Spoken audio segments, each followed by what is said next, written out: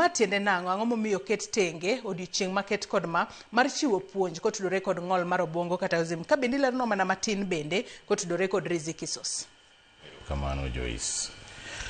Dwe ma wan yango ma waketo tenge ni wang'iyo wach autism en nikech piny dwaro ni ji sudo kanyakla. Piny promote equality, piny promote fairness, piny promote usawa, wach kamano. Koro nitie gik moko ma samoro timore ma ji ok ong'eyo.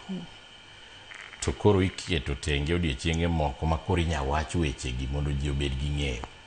Autism en achiel kuom ng'ol manitiere to ji ok ong'eye malong'o.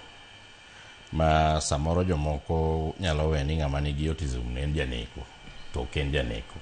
En mana ng'ol moro ma kobedo ni koro ing'eyo kit ng'olno tinyalo ng'eyo wuon kaka inyalo dak gi ng'ano mana maber, kata gi kaka inyalo kete yore mopogore opogore mag tiegruok kamano. Kikia to kibi timo mano, king'eyo tibro timo kako winjore. Emomiyo iyango dwe moro ma koro wach autism ni iwacho mondo weche omed landore, mondo tiegruok obedi kaka koro onego bed ni irito jogi. Kotudore gi Riziki Sos, Riziki Sos temo yango weche jomong'ol kendo sirogi mondo obed ni e piny mar Kenya ka wechego gin weche ma opedhe mesa ma koro ji nyalo yalo maloko ma ng'i kit konyruok minyal mi jogo mong'ol. Wan wang'iyo ng'ol duto te manitie, autism en achiel kuomgi. Wan gi ng'ol mar we neno, wan gi mar we winjo, wan gi mar chandruok mar wuoth, wan gi mar obwongo no.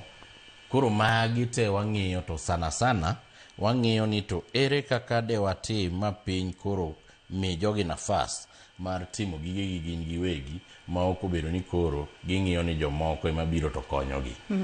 Gibed ne gimbe ginyalo chung' kendgi ma gitimo gigegi makelo pesa, to ok ni koro biro bedo osigo ne piny kata gi jonyuolgi. Mano e gima Riziki Sos temo timo. Ilero kanyo makare ahinya kendo yiena mar mondo mi arwaka wendi e twak achiel kachiel kotudore kodwa e yor Zoom. Tang'e ni bende ibo bedo kileronwa ni jogo manitiere kod ng'ol mar autism. Kalore ni ma en dwe mar chiwo puonj kotudore kod ng'ol mar autism, winjo bed ni ichiwo negi sire yo machalo nade.